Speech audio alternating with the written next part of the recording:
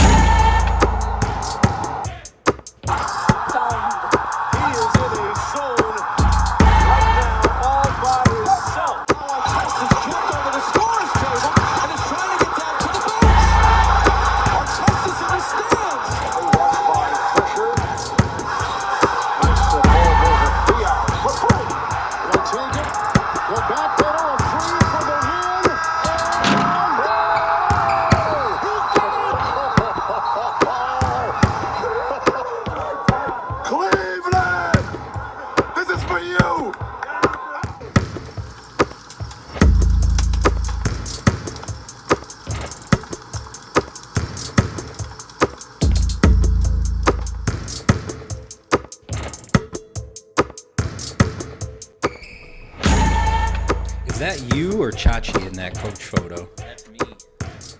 I thought it might. I mean, yeah. It wouldn't be unreasonable for you to have a picture of Chachi up there, but I kind of figured it was you. Was that in the sectional finals? Yep, that was at Blue Cross. So nice. It's the last game I'll coach. So I was like, I'll get frame it. You're retired. I'm retired, bro. This is not. No chance of getting you back. No, I will say this though. I will say this. It was the first time that this has been the first time that I've watched a game and took that many notes since I've been coaching, and it definitely scratched me. Oh, really? Oh, yeah, 100%, because I started, we'll dive into it. We have a nice topic, but our first topic is the best topic, and that is the NBA on NBC. Wow, we're going right into it. Bro, I'm sorry, I have to. Roundball Rock is one of the most nostalgic songs I think I have potentially ever heard. My man John Tesh really did his thing. So I wanted to ask you, we're starting with this, and I think it's appropriate because NBA and NBC coming back this year. Yeah. Is Roundball Rock the best theme in sports history? Okay, let me ask you this way. Do you have a Mount Rushmore? I do have a Mount Rushmore. Okay. And that is definitely in it. Is it the best? I don't know. There's something about the March Madness theme. To me, that's number one. Yeah. I can't, there are other good NBA themes. I actually think the NBA on TBS, old school late 90s, get slept on. Yep. I think even NBA on TNT is pretty solid. Yep. But for college basketball, that is CBS. Yeah, and I'll even go SEC football. That's solid. You would have Vern going into a commercial break, and you would start to hear the intro the music. Yeah. You were watching Auburn versus somebody, and it was perfect. So I've got Roundball Rock, CBS college basketball. I have mid-2000s college football on ABC. And I am actually a really big fan of Sunday Night Football on NBC. I love their music suite, what they have right now. Okay. Are we not necessarily the no. The background, the score of it. I'm fine with Carrie Underwood, but yeah, she's fine. I'm married. Maybe cut that out, but keep that in. We're both committed men. We Exactly. We're not. Putting me on the spot a little bit with the Mount Rushmore, but this is off the top, so leave me some room to get back and correct this on a later pod, which I'm sure I'll do. But I'll go again. CBS college basketball. I think just the fact March Madness, that's number one. Yeah. NBA on NBC, you have to throw it in there. I said Vern. He's got me on 2 accounts, so I already gave you one. I'm a sucker for the Masters. That's on my that was my toughest cut. Yep. The Masters theme was my toughest cut. Like, there's nothing like taking a nap to that music. Like, there's nothing to like. It's just, I hope it's a little rainy out that day. Yep. And, yeah. Oh, it's beautiful. So, Get like a spring chill in the air. Absolutely. Yep. You just like missed a bunch of work because of March Madness, so you're just like, might as well just roll it into the beginning of April, you know. But no, that's a great question. Have you ever actually, though, going back to the NBC theme, did you ever like hear how it was created? He like hummed it in a hotel room, right? That's the origin story. So I was reading up a little bit. He like got word that they needed a theme. Yep. And he was in a hotel, and he called and left a message on his own answering machine and hummed it.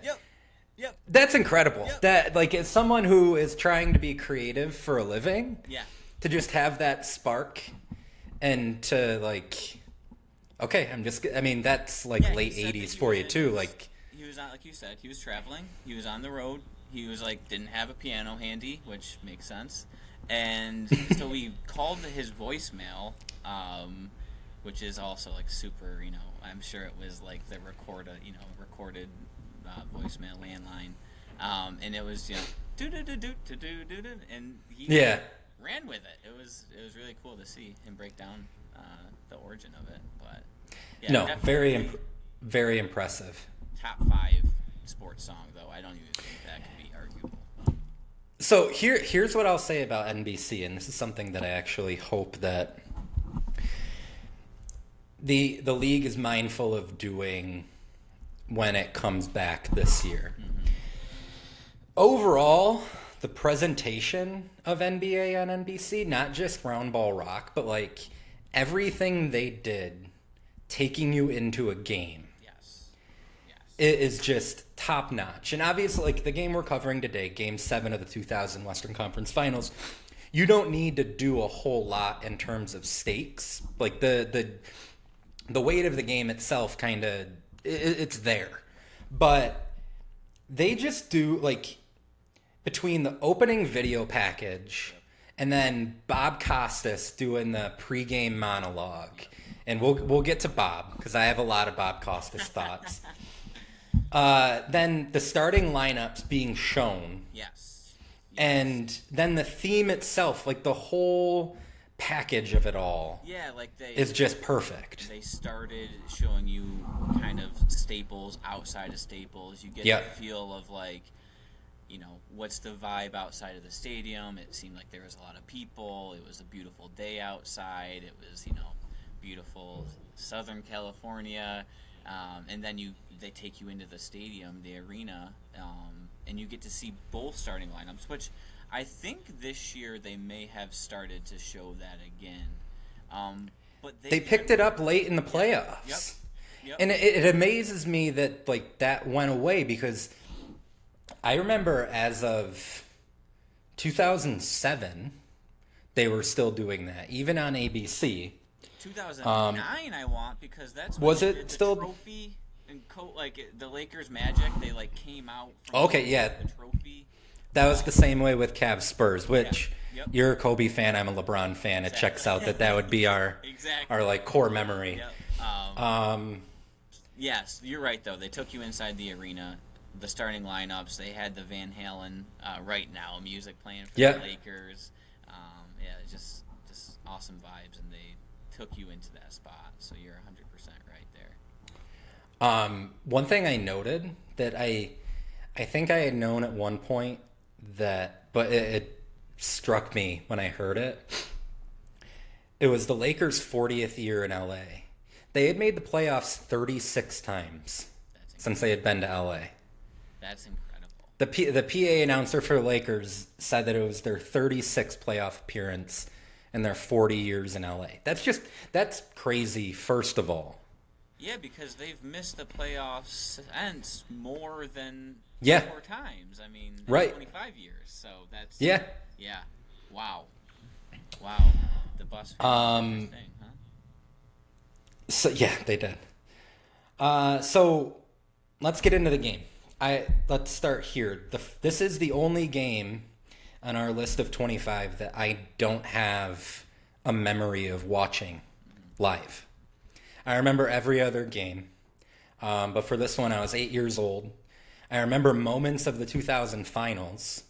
I have memories of the 98 playoffs, the 99 playoffs, but for whatever reason, I mean, I guess this was a late tip. Well, no, it would have been an 8 p.m. tip, but for whatever reason, I don't remember watching this game live. So the rewatch, which was a rewatch because I've watched this game on YouTube since, it was a little different, I think, than all the other games that we'll be covering because to some extent I'm going in completely fresh. I had like no preconceived sort of notions of, knew the result, but didn't remember anything. 100%. Yeah, so I watched this, again, like you, I don't remember watching it live. I remember the 2000 finals, specifically the game that the Lakers wrapped it up, but I don't remember this conference finals. I remember other conference finals around this time, and I remember the 99 finals. But when you were a big Knicks guy in '99. Oh my God, Charlie Ward and them boys. Oh my LJ. God. Oh man, yeah. Chris Childs, Charlie Ward, Spreewell, Houston, LJ, Camby, Patrick Ewing, which I have a Patrick Ewing question for you later. But no, I remember those games. I don't know really why I don't remember watching the Portland series. So when I watched it, I had no idea what to expect. I didn't really know who was on each team going into it. Like, there were some guys from the Lakers that when they came on the screen, I was like, aha. And then it's like, whoa, they played a pretty big role into that team. And then similar to the Trailblazers point, you really saw a lot of young talent on that team. I think, we could talk about either of those teams and go on because there's a lot of talent on both of those teams. Just one was super young and one was really old. So, strangely,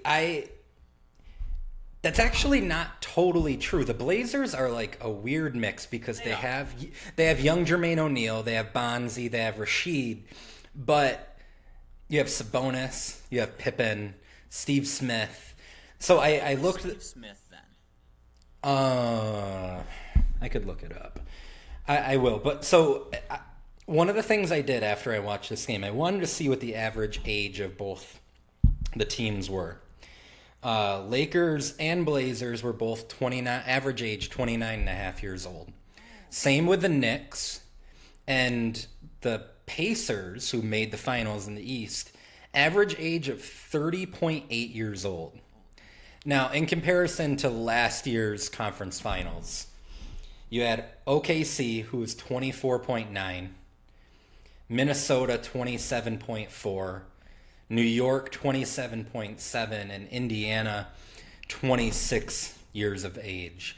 So just in general, a way older group to make up that Final Four. But you're right. You have Sheed, who has only been in the league a couple years. You have Jermaine O'Neal buried on the Blazers bench. But at that point, Sabonis, and we'll get into him, he was well past his prime. Yeah. But still very effective. You had Pippen on his last leg. Old Detlef Schrempf. I love some Detlef Schrempf. Can I talk a little bit about Walton? Just a small Walton. Let's do it. We could get into Walton right now because Bill Walton on the call. So, and we're lucky that we have 4 consecutive games to start out NBA Campfire with Bill Walton on the call. And God rest his soul. He is a legend, right? And I will say, I think he was much tamer back then than he was when he was calling the Conference of Champions. But wasn't eating any cupcakes with a. No. But I mean, he certainly said whatever was on his mind, and that was, he just came to love that about him. But there was a point in time where he just was on Kobe for not passing the ball enough to Shaq. I mean, just constantly berating him. You got to get in the Shaq. Got to get in the Shaq. And it was everyone. It was everyone on the Lakers. I have a quote here. I don't think his teammates are creative enough to get him the ball. Yeah. He said that in the third quarter. Okay, well, I'm glad you mentioned the third quarter, because in the third quarter he was talking about how Kobe was trying to do too much. And honestly, Kobe really, I could look at the numbers, but he didn't really shoot the ball all that much this game. But he was going off on Kobe, and then the next sentence he states, the Blazers need to start feeding Shrimp because he's moving well and I like the way he looks. Like, so Cole can't he can't rock out with it, but let's get Shrimp involved. Proven commodity, veteran, a lot of big playoff games in his past. I mean, I guess. That's a guy you want to ride to an NBA Finals appearance. That's a guy who looks like he could change an oil. Like that. I mean, I'm sorry. He was solid, though. I will say he actually produced for them. He gave them big buckets. He was, solid. But, yeah, just interesting that Walton was really calling for his name. He had some gems in this game. He asked Bob Costas at one point if he knew any other guys named Bonzi. That was a good one. He loved Bonzi Wells, by the way. Yes. There was one point where excitedly, after Bonzi Wells drew a foul on Ron Harper, just giddy, he goes, "How good is Bonzi Wells?" Like, you would have thought he was talking about, like, peak Paul George, right. The way that he was talking about Bonzi Wells. A contrast to style. He would, hate on a really good player one possession down, and then the next possession down, just love up on Bonzi Wells. But, I mean, I guess that was the magic of Walton. But question, how do you feel about Costas? I'm interested in your take. You're big into the sports media, and I'm interested. He's a sort of a legend, I feel like. He's probably a legend. He is a legend, and I think that he was woefully miscast as an NBA play-by-play guy. I don't think that is his strong suit. He calls the game like he's calling it for the radio. He just gives you every bit of information that's going on in the play, which you don't need. Like, you could let it breathe a little bit. But I thought that, and we'll get to it because we're going to kind of break this game down chronologically, but he did a really good job, like coming out of timeouts or commercial breaks, between quarters when he does a really good job telling the story of the game when there's downtime, but just on a play-by-play basis. Yeah. No, he's a good recap guy, and he's really, like you said, he's a great monologue guy. The pregame monologues, like that is such a huge part of what made NBA on NBC so great. Mm-hmm. And that because every game felt momentous because he did such a good job of capturing the stakes of it.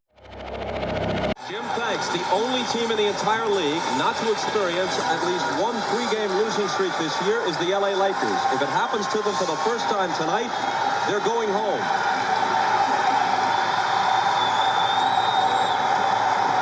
Dating back to all those years in Chicago, and including 2 series this year with the Lakers, Phil Jackson has won 30 out of 33 playoff series as a head coach. And he is 26-0 when his team has enjoyed the home court advantage. Yet they have lost 3 times this year, once in the regular season and twice in this series, to the Trailblazers on their home floor.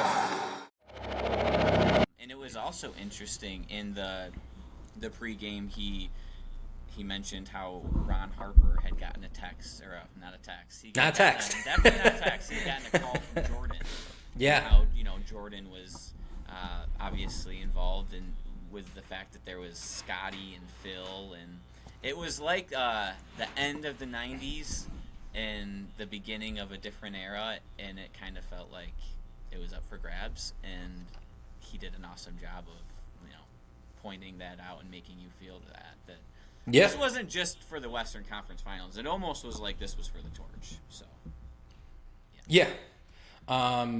Let's save that for the end because we have a lot to go over just in terms of the game.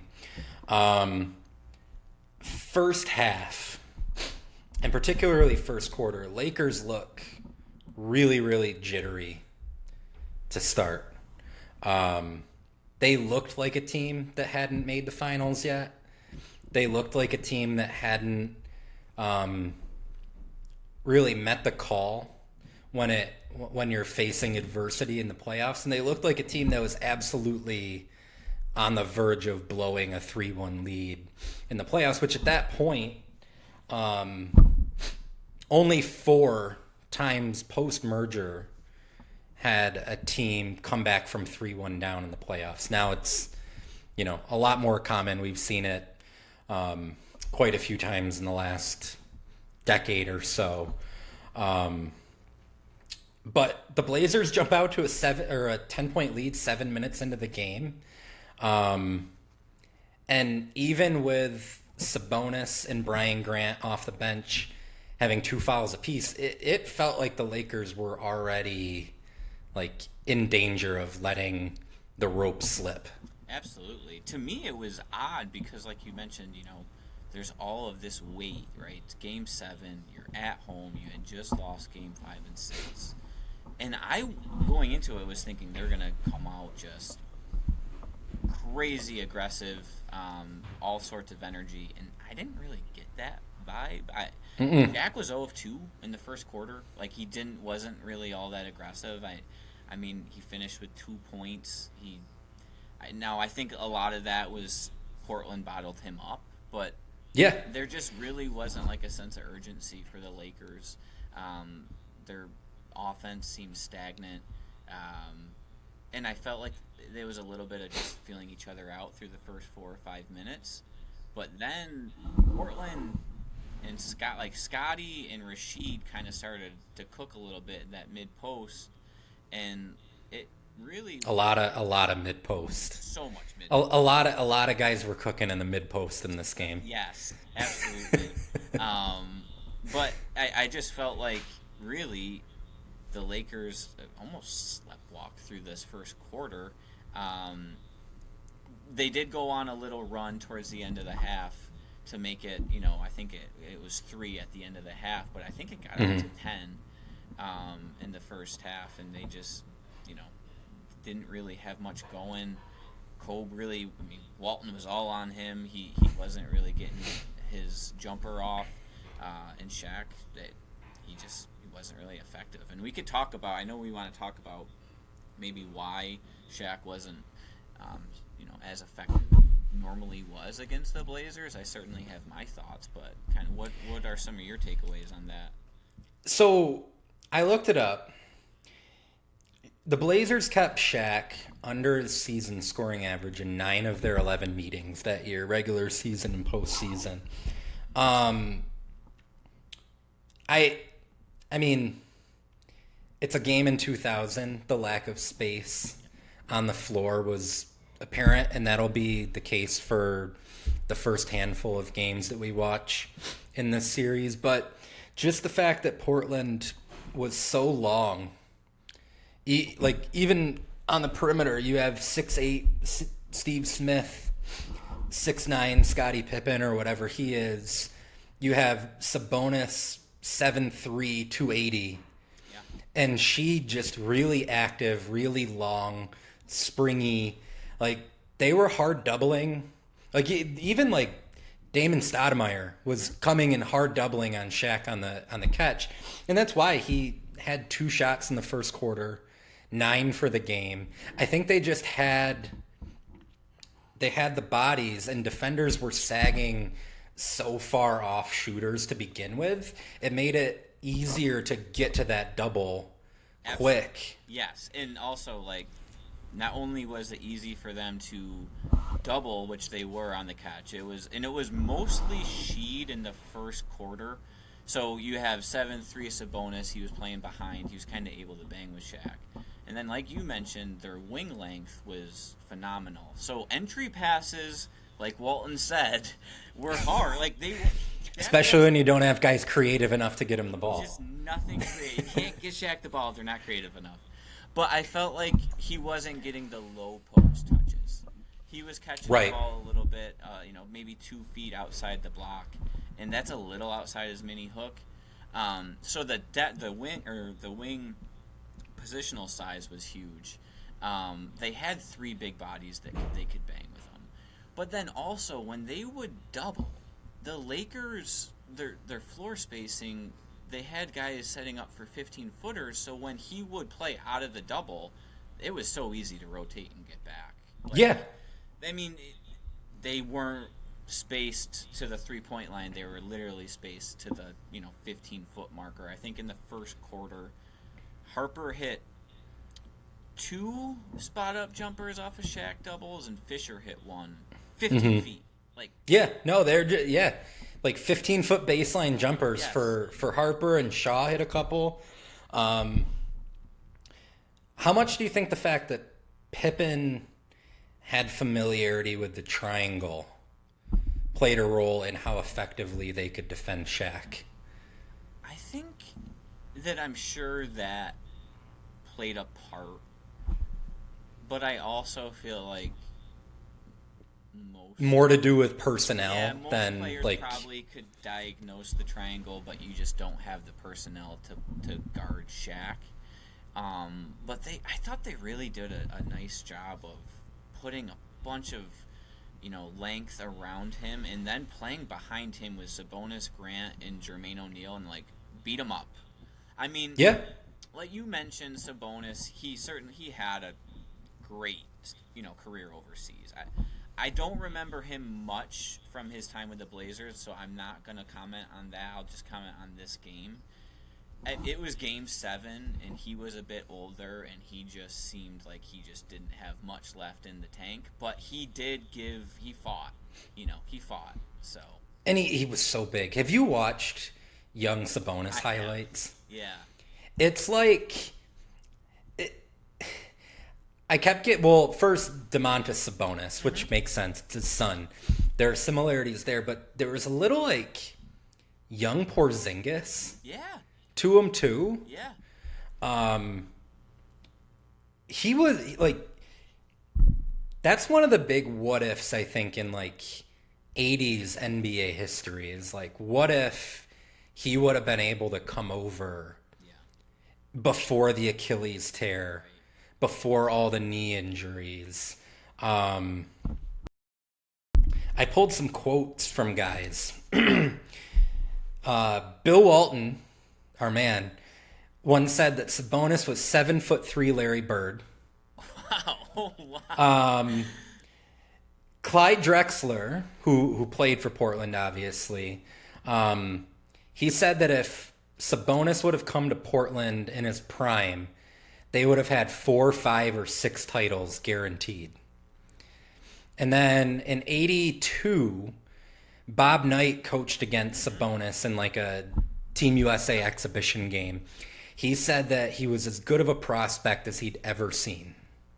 Yeah. So, I mean, that is kind of the stories that you hear about him, was that if he comes over in '85, or '86, I think, was when Portland drafted him.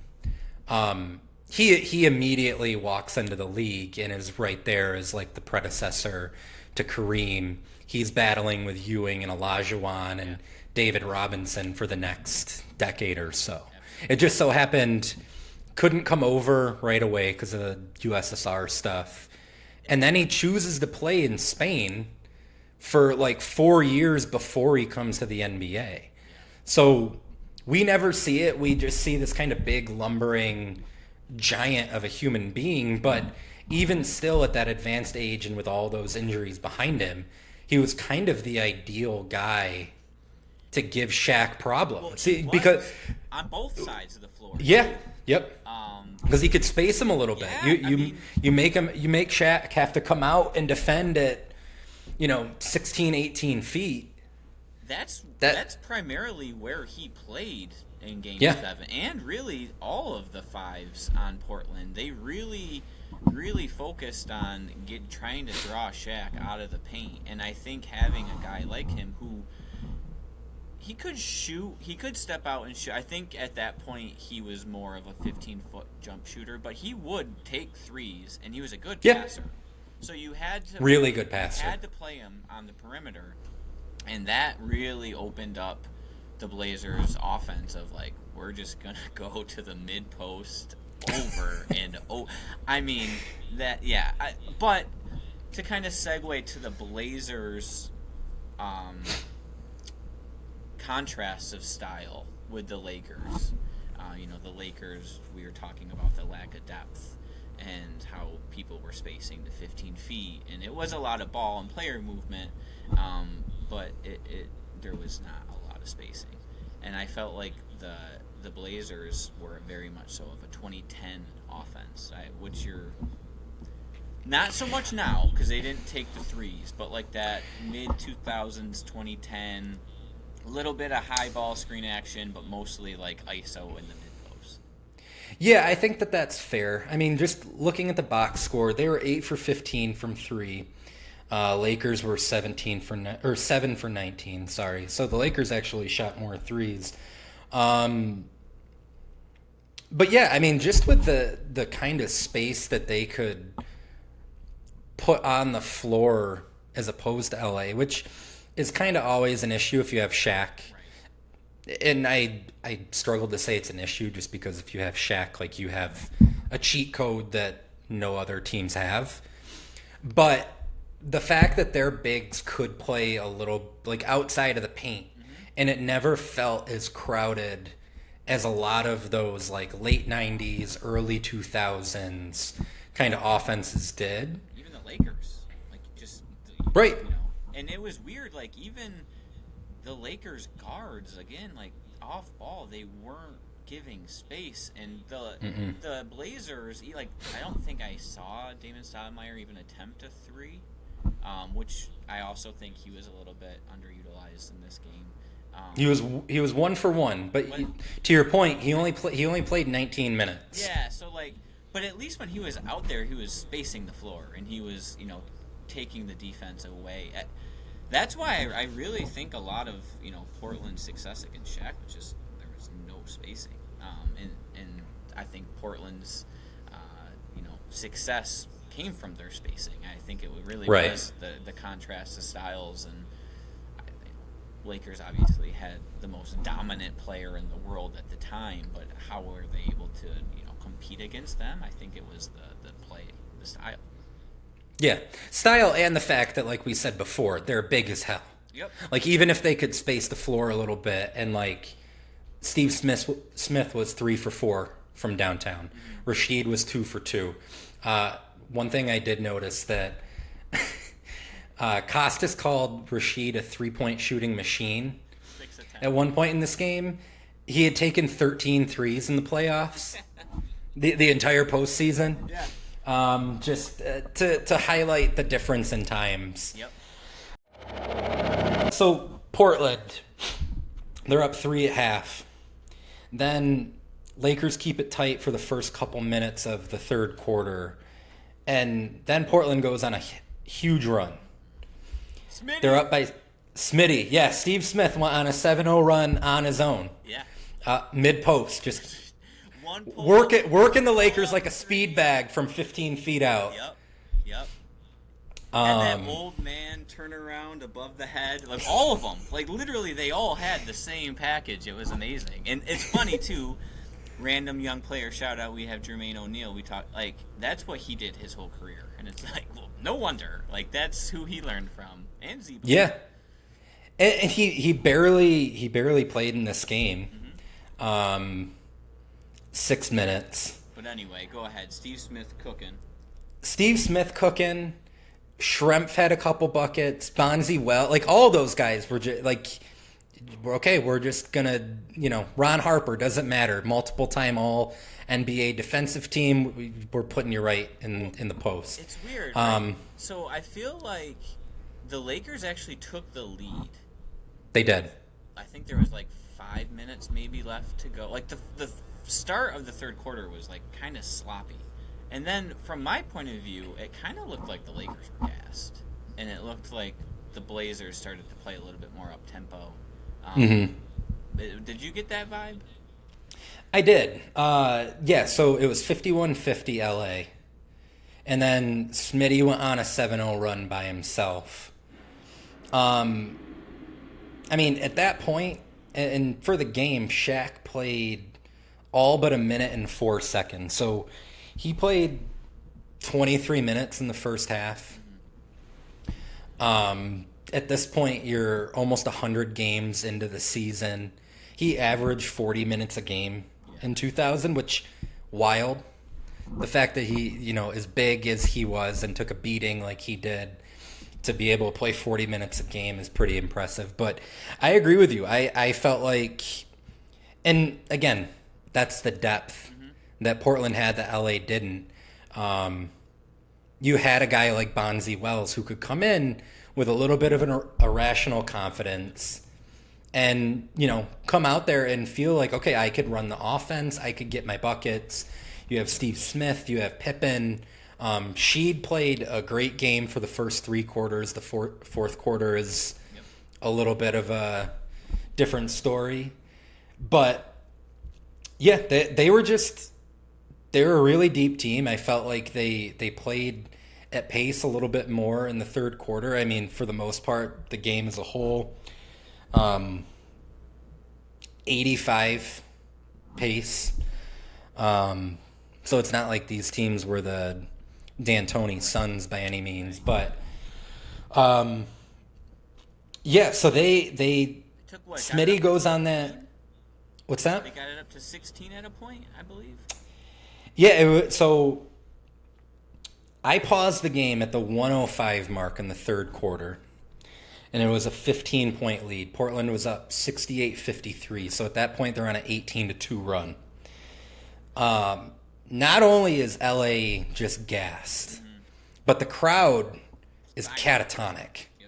Being frustrated, he needs to get out of that position of double teaming Wallace. This is a 15-point game. Wallace with 10 points in this quarter, with 23 points for the game. Look at the Blazer bench. They're up, they believe, and they got it going. Shaq will get a travel call. He traveled before the contact. This crowd is stunned. The Lakers are the only team in the NBA not to lose 3 games in a row at any time this year. This would be a horrible time, from their perspective, for that streak to end. They are in full-blown, holy shit, we're like the 67 win. Shaq almost won the MVP unanimously. Kobe is the bright young star who's ascending, the heir apparent to Michael, and we're going to watch them blow this game and maybe even get blown off our own home court. Yeah. I mean, Shaq had 9 points and 5 rebounds at that point in the game. Steve Smith and Rasheed Wallace had 10 points each in the third quarter alone. Right. So it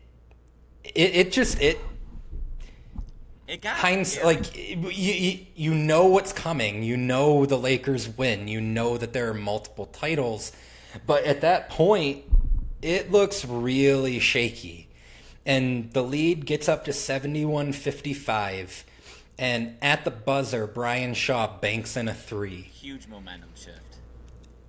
Incredibly huge momentum shift. And also, I just hope we point out Walton. Kobe was at the top of the key. He dribbled, drew the help, and kicked it. So he did pass. I believe he had 7 assists on the game. He did. So, he had 7 assists. Led the Lakers in assists. Yep. Huge shot by Shaw, though. That was big. So that's kind of the story of the Lakers, right? Like from this run, you have Shaq, you have Kobe, and then on paper, not a whole lot else. But they brought in veterans before the 99-2000 season to try to teach Shaq and Kobe how to win, because they've had these really disappointing playoff exits the first 3 years of their partnership. You have Phil come in, highest paid coach in the league.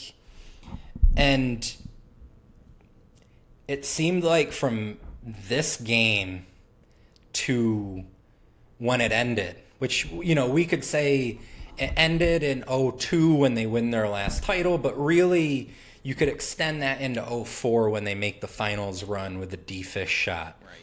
They always had these random clutch moments from guys that we've come to expect now because it's happened. Right. But in the moment, you don't bank on Fisher hitting that .4 shot. You don't expect Ori to hit game winners and clutch threes late in games. You don't expect Brian Shaw to bank in that three. But it was like every step of the way, for as good as Shaq and Kobe were, as dominant as they were, and you could win a title on the shoulders of those two guys, they kept getting these random contributions from guys. And It was like, yeah, it was almost like they had pinch hitters. Like guys ooh, good call, yeah. Guys that like you didn't put out there for 4 at-bats every game, but like ninth inning comes and you need a big shot, like they're ready and they're there and they've won and they're experienced. I mean, Harper won by that point. Ori had won by that point. I don't think Fisher was at that stage, but they had guys like Brian Shaw. Glenn Rice had a couple big shots in this game. And actually, that was a guy I mentioned at the beginning of the pod. I didn't even think about him when thinking about the early 2000s Lakers.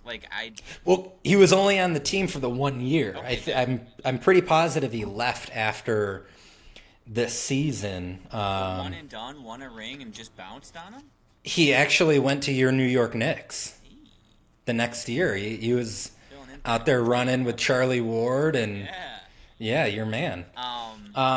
So yeah, Rice was there for 2 years. He came ahead of the lockout season, but then left after he got his ring in 2000. But he hit some big shots in this game. There are a couple shots early, like in the second quarter, that he hit when LA, their offense was stalling a little bit. Shaq still wasn't getting anything going. He hit a couple big shots that like kept the Lakers within striking distance early on. Yeah, he definitely like kept them connected in the first half for sure. I think he had two threes from the right side. And again, it just helped the spacing. And then I thought Harper was like just the most traditional solid 90s role player that was like, okay, this is clearly Phil's guy. Like, fit the triangle perfect, played great defense. I mean, AC Green, though,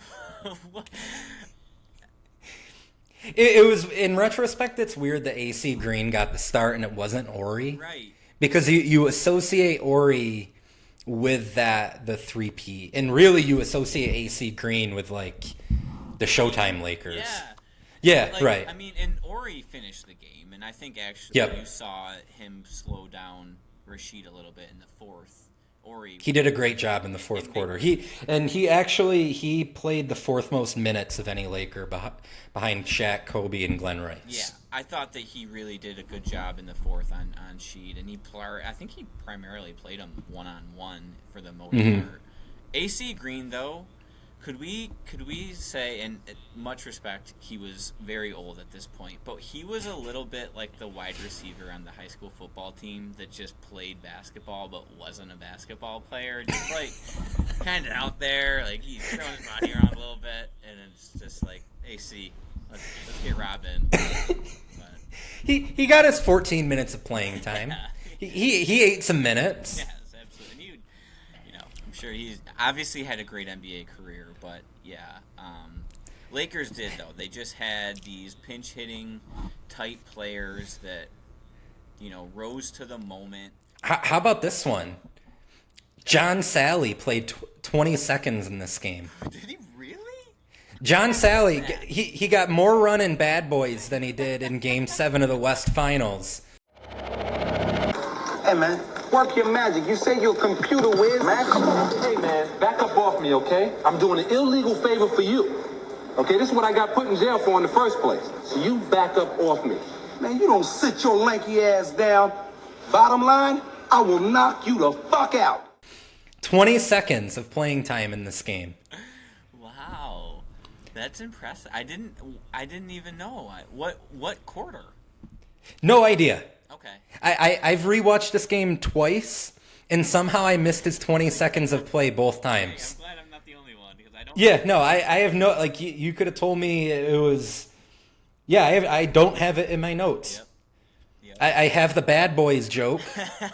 he spent more time on screen with Will Smith and Martin Lawrence than he did Kobe and Shaq. Yep. I don't have when he played. Well, maybe he got the floor tickets from helping them. Yeah, that's how he got it. The code, that's how he got in. Yep. But yeah, I thought He just showed up on the bench, and Phil was like, "Hey, we need some spot minutes. AC Green isn't giving us what we need. Yep. Sally, get in there." Get in there. And I thought though in the fourth quarter, the vets that we talked about showed out for the Lakers, and I think that really kind of steadied them early on. Because again, they were rattled going into the fourth. Well, that Shaw shot was huge, but still, there's a point, 10.5 minutes left. Blazers go up 75-60. And it still feels like at that point, like, okay, they weathered the Shaw shot for the first couple minutes of the fourth quarter. They extended the lead back up to 15.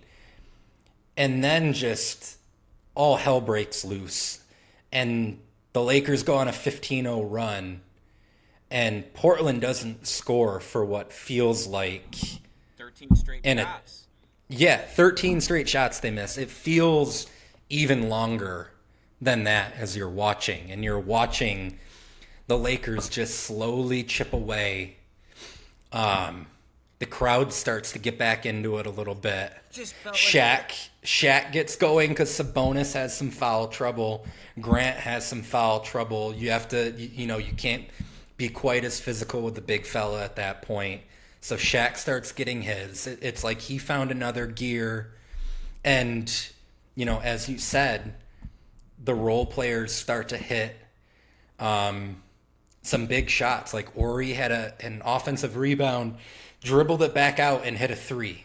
Yeah. Yep. Harper made some plays. Shaw hit a corner three after Kobe had a huge block on Bonzi Wells at the other end. So I was going to say that sequence, there was a 3-play sequence where Shaq got super low post position. They gave him the ball.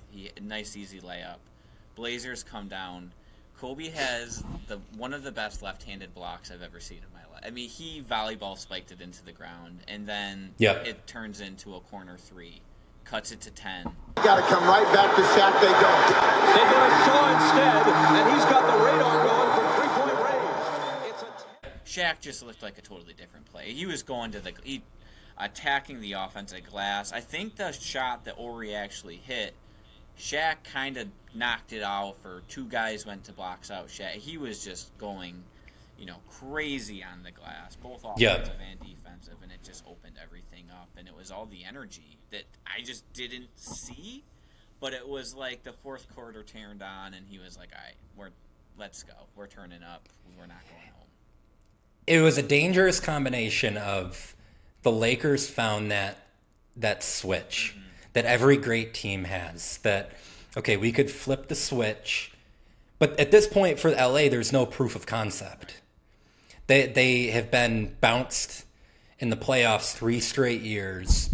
They are in danger of losing this game. We don't know if they have the switch that they could flip yet, and they do. But on top of that, as soon as LA starts making that run, Portland just gets really, really tight. Yep, and that's a dangerous combination on the road against a team that has the 2 best players on the floor. Absolutely, and you could tell because they were getting very similar shots. Like, I don't think that they started taking, bad shots. They were getting, the same offense they got in the first half. They just had a nothing was going in. They had a Rasheed missed a few bunnies around the basket. I think They had four possessions where they got an offensive rebound. They had second chance opportunities in the fourth quarter in this run when they couldn't buy a bucket. They got tight. Yep. They got tight, and LA slowly but surely crawls back.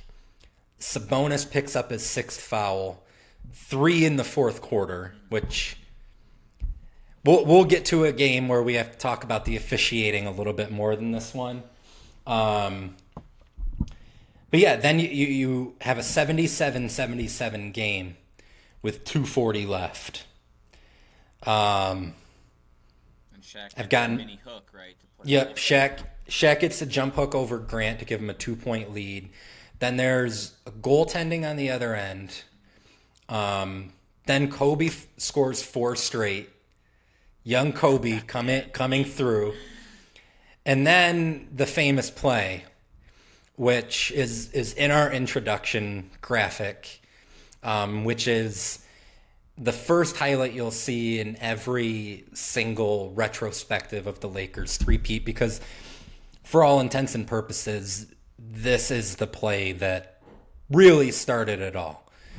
Kobe crosses up Pippen at the top of the key, gets into the lane, throws the lob to Shaq, and Staples just goes apeshit. Portland has 3 timeouts left. The Lakers have 2. Bryant to Shaq.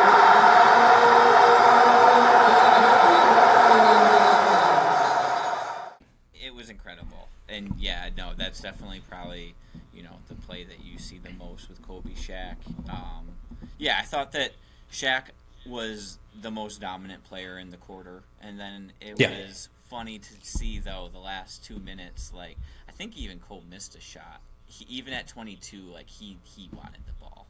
And it was just cool to see that even at a young age, it was no, it's the end of the game, it's my turn, give me the ball, get out of the way.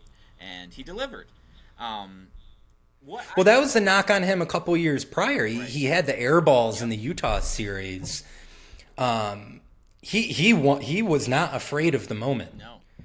Whether or not he was ready for it when he was 19 years old, that's up for debate. But there was never a time in his life where he didn't want the ball in that moment. No, absolutely. And you listen to all the pods and the documentaries, and that's obviously his mentality.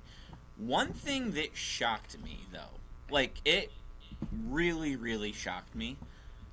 I thought that alley-oop happened with 5 seconds left. Oh, really? Yeah, I did. I thought that's the game, because as the highlight, you see Shaq dunk it, and then everyone runs onto the floor.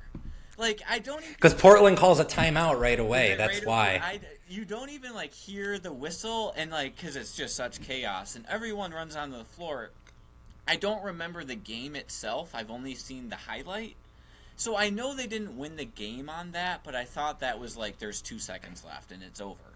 The Blazers had a very good chance of coming back. I think there was Steve Smith went to the basket and there was kind of a no call with 30. There was a no call, yeah. And it could have cut it to 2, and they would have had a chance to get a stop and a score, and I didn't know that. That was something I didn't know. I thought the alley-oop basically signed, sealed, and delivered it. See, my memory of it, and again, not a memory, my perception of it, was I feel like I knew that it happened with a minute and change left. But I thought that was the bucket that gave them the first lead in the fourth quarter. Okay. Right. I didn't realize, in my mind, I didn't remember it being okay, that took it from 4 to 6, and that was the final nail in the coffin.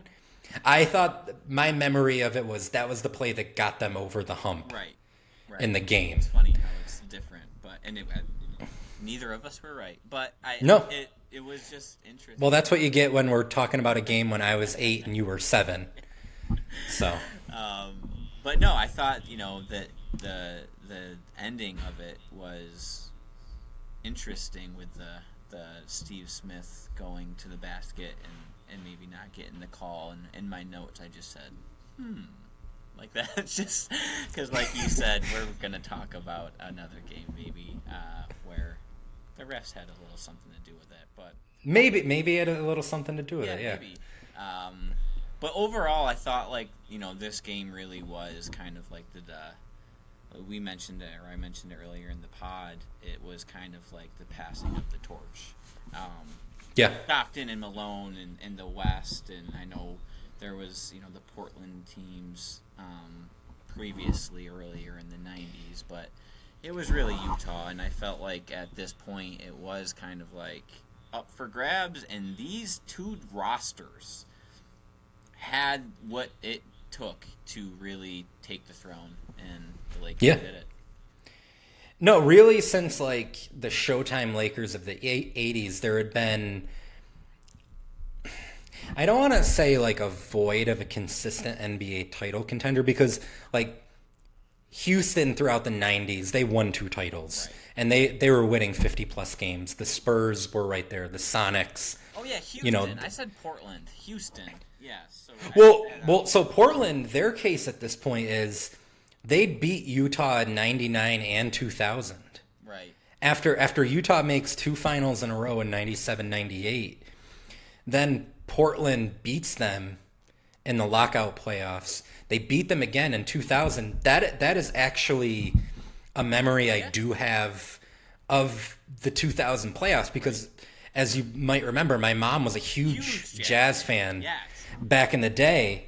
I remember moving into our new house and watching those games in like a home that was, we were still like moving stuff in, and just how much she hated the Blazers, because they'd already knocked them out in 99 when Utah was, Jordan's gone at that point. There is an opening. Malone wins the MVP that year, but Portland knocks them out. They beat them again in 2000. They beat the Lakers here. It's not a sure thing they beat Indiana in the finals, but they very well could. And they could have easily grabbed that torch as the team in the Western Conference. What do you think happens to the Lakers? Do you think at that point the Lakers do anything drastic? Because there were, I looked this up, there were rumblings of trading Kobe. In 99, there was actually a deal, Kobe for Grant Hill was being discussed when Hill was in his last year with Detroit. I'm hesitant to say that I think the Lakers would give up on a 22-year-old Kobe or Shaq still in his prime. I think at that point, even if you blow the 3-1 lead, you run it back. Right. But, I mean, damn, then what kind of pressure are you under in 2001 if you don't have that championship yet? I don't think that the Lakers give up on their duo quite yet, and I think a lot of it has to do with Jerry West. And I think it's just he was very, strongly opinionated on Kobe. He made sure that they drafted Kobe through trade. He's the one who brought Shaq in, and I don't think that they were going to blow that up quite yet. But I do think that there may have been some real roster makeovers with the Lakers. I think, you see a couple years go on and they don't reach their level of success, and they go out and they make some big splashes in free agency, bringing in some older guys. So I think that they maybe would have surrounded them with a little bit bigger name talent. I don't think that they would have, thrown the towel in. I'm really interested in Portland too. Portland loses this round, and then I think correct me if I'm wrong, but they go back to back 2001, 2002, losing to the Lakers. They do. They lose to the Lakers 3 straight years. So trade Smith in 2002. and then get rid of, well, not get rid of, I think Scotty signs with Chicago, and then she signs with Detroit, or gets traded. No, he gets traded to Atlanta. Atlanta. He plays the one game in Atlanta and then gets rerouted to Detroit. Yes. But yeah, I mean, this game sent Portland into a tailspin. Because not long after this, they get hit with the Jailblazers moniker. They trade Jermaine O'Neal, who only got 6 minutes of playing time in this game, but they trade him for Dale Davis, kind of as like a win-now move. They bring in Sean Kemp. Kemp doesn't even make it a full season before he checks himself into rehab. Ruben Patterson is involved. Zach Randolph. I have in my notes here, like 2003, Rasheed Wallace, Damon Stoudemire, Quintel Woods, all cited for marijuana possession. Ruben Patterson and Zach Randolph get in 2 separate fights. Yes. It unraveled. And you have to wonder, like, if they get that championship. Not that it's a guarantee of prolonged success after that, because we've seen teams win an NBA title and not be able to get back to the top of the mountain. But there's a scenario where this does go a lot better for them, and they don't take these wild swings for a guy like Sean Kemp. Right. They don't make a win now move where they lose Jermaine O'Neal right before he's about to like get into the peak of his career. I mean, if you just replace Sabonis with Jermaine O'Neal, and then you're going forward with Rasheed and Jermaine O'Neal as your front court, like you're cooking for the next 5 to 7 years. Absolutely. Like, and I mean, you're in really good shape. This was probably their best run, right? Even, I mean, I know they had some years with Dame and CJ, and prior to that, they obviously had like the Roy and LaMarcus Aldridge days. But it seemed like this is kind of the best they had, and it's interesting. I mean, they made the finals in 90 and 92, but that's like the Drexler era. Right, I'm saying post their finals appearances. Yeah, they got to the conference finals in 99 and 2000. Yep. They got there once with Dame. They never got there with Dame and Aldridge. Right. So, yeah, I mean, this was their shot, and they were right there. I mean, you give any team the choice. Okay, you're up 15 or 13 going into the fourth quarter in a game 7 to make it to the NBA Finals. You can't ask for much more than that. And then for the Lakers, I just felt like they just took off. Like they just everything it went perfect for them for the next 2 years or so. And I think they realized like we have the switch, because you see in the 2000-2001 season, they go into the playoffs, they don't have home court, they're the 3 seed, but they cruise. They go 15-1 to an NBA title. The only game they lose is the Iverson step over Ty Lue. Yep. But they flip that switch after they go 56-26 in the regular season. That's great, but that is 11 wins fewer than they had in 2000. They get the 2001 championship. We're going to talk about a game from 2002 next episode. Do you have one big takeaway from the game? I do. So, one big takeaway is, just like your mom, I don't think a lot of people really were big Trailblazers fans. And you mentioned Jailblazers, and I think that kind of was the reputation of that organization around that time, not specifically that year.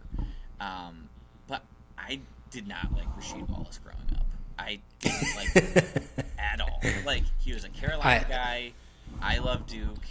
He was on, Capel hits the half court shot, and Jerry Stackhouse and she'd come back and they win, and it's just like I don't like him.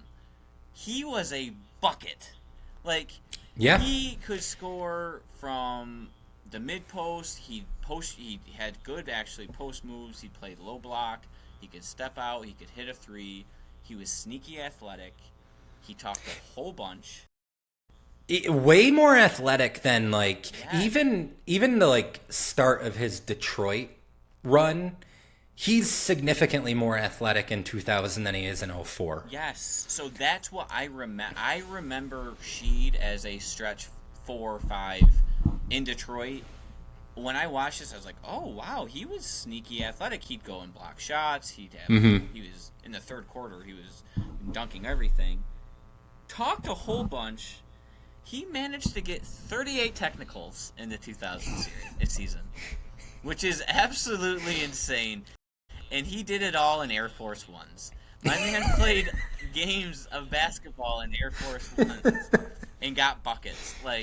That's my biggest takeaway. Rasheed Wallace, he's a bucket getter. And I think Nelly played basketball in Air Force Ones too. He at least had a song about it. Exactly. Yeah. What's yours? Well, so one note on Rasheed. 317 career technical fouls, third all time. Actually broke his own single season record the next year. No, he had 41 technicals in the 2000-2001 season. Oh gosh, that's awesome. That's awesome. I mean, You sounded so disappointed when you said "oh gosh," and then you threw me off with the "it's awesome" at the end. I didn't expect that at all, but then I was like, you know what? That was his Good for him. Yeah, it was his brand, and he ran with Yeah. it. And honestly, I thought of Rasheed Wallace as the hothead who got a bunch of technicals, was a little dirty, played on this really physical Portland team, went to Detroit, they were really physical, kind of beat you up. Was he even that good, or was he kind of just a little bit of a dirty player? Nope. He was really, really offensively gifted, and I gained a lot of respect for his game. Not that I didn't have respect for his game. I knew he was good. He was a champion, but yeah, it was definitely a takeaway. He had a bag. I always appreciated the fact that he brought the WWE title belt with him after the Pistons won. Yes, he did. The NWO belt, though, right? It wasn't the spinner belt at the time. No, because Cena didn't have the spinner belt yet. It was the old school one. Yeah, the big gold one. Yeah. Okay, so my big takeaway is actually kind of a segue into the opening conversation that we're going to have for next week's episode. So my big takeaway, and I wasn't sure how I'd feel coming into this game, but I do think the better team won this game. Even if you look at the rosters and you want to say okay, Portland was a little deeper, their starting lineup maybe made a little bit more sense. I think the Lakers were the better team. I think they were the better team, and I think they were the right team to win the series and this game and the championship. But I don't necessarily think that maybe is the case for the next game that we're going to talk about. I agree with both your statements. I think that in the 2000 series, they had enough scoring power outside of Shaq and Kobe that could really balance the team. And I thought they matched up well with Portland. Like you said, in the series that we're going to talk about next, I think they were a little overwhelmed on the defensive end with having to guard their opponent. And I didn't feel that way in this series. I felt like it was very evenly matched. I definitely thought that Portland had a little bit more depth. I thought that Shaq and Kobe being the dominant duo they were kind of balanced everything. And then we really did a nice job of commenting on the Lakers' veteran players at the end of the game really, really shined. So I agree with you. I think that they certainly were the better team. It was a really close, competitive series. Went back and forth. Very exciting game. It was really fun to watch. That. It was. That might have been maybe my biggest takeaway part too is as someone who doesn't really remember watching it, it was a really fun rewatch. No, it was great. There was it very much felt like a Game 7. Yep. There was that sort of tension. Even though both teams got tight at certain points, you expect that in a Game 7. No, it was a lot of fun. For as different of a game as basketball was in 2000 as it is compared to now, that was a really fun rewatch. I loved it. I'm happy that that's the one that we started off with because, you know, you mentioned it at the beginning, like MJ leaves and the question is like, okay, who's next? And the Spurs win that 99 title. It doesn't totally feel like they're ready yet because of the lockout and just this felt like the moment where the Shaq Kobe Lakers became the Shaq Kobe Lakers. Yeah, absolutely, and I think it was a great opening chapter for, you know, the first 25 years of the 2000s. So it's a great watch. It made me super pumped up to do this the rest of the way, though. I'm really excited to get going and continue to talk about these old games because I think there's a lot of beauty that's lost. And we don't necessarily appreciate how the game's grown, but also like the really cool moments of what the older game gave too. You know, just the spacing and the game style might not have been as clean, but there was a lot of other things that were awesome to see, and we're going to continue to talk about through the next 25 years. Can't wait, buddy. That was very well put. So anyone who's watching, you made it through the end of our first episode. Thank you. We're going to be back every Friday during the 2025-26 NBA season with new episodes. We're working our way from 2000 to 2025, just telling the story of the NBA like you would if you were sitting around a campfire. Your marshmallow ready. Hold on. Oh, you got marshmallows? Oh, that's amazing. Campfire stories, baby. Got the campfire candle going. I was told I couldn't start a real fire in my office. Yep, don't want to do that. That's dangerous. I almost burned myself with wax. All right, buddy. This was fun. Good work. Yeah, We'll be back next week. Absolutely. See you, friends.